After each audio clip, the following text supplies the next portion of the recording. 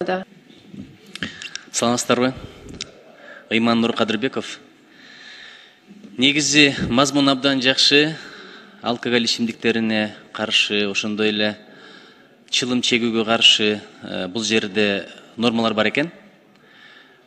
Өз негизи кыргызда бир сөз бар: жаманды айтпай жоёлу, жакшыны айтып жаялы деп. Өмүр бою эле мен билгенден чылымдын сыртында жазылып турат: тамеки чегүү ден соолукка зыян, саламаттыкты сактоо министрлиги эскертет деп. Бирок андан азайган жок да. Негизи жаманды айтсаң деле жайылып кете берет экен. Ошону айткым келип атат.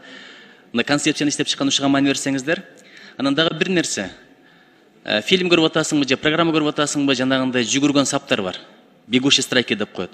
Ошодо маани берсеңиздер, кээде мындай адепке туура келбеген адамдар жолдон чыгара тургандагы рекламалар кетип калат да, жарнамалар.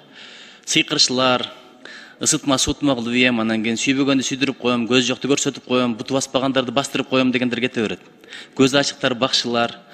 Эми адепсиз сөздөр аябай көп кетет. Келиндер менен таанышам деп, ошо окшогондорду карап койсоңор, анткени ошолар аркылуу кечирип коюңуздар, мындай коомдогу адеп ахлак, иман маселеси аксап калып атат да. Ушуну кандай кыласыздар билбейм, мониторинг абдан керек. Мен билем, өзүм азыр Чыңгыз мырда иштеген иште мен энди иштегенмин. Маалымат тармагын тейлегенмин. Министрликтен ресурстары жетишпейт. Азыр эми технология өнүгүп жатат.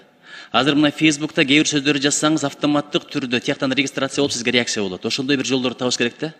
Технологиялык деңгээлде бир чечимдерди издебесек болбойт. Ушуну айткым келди. Чоң рахмат аракетиңиздерге.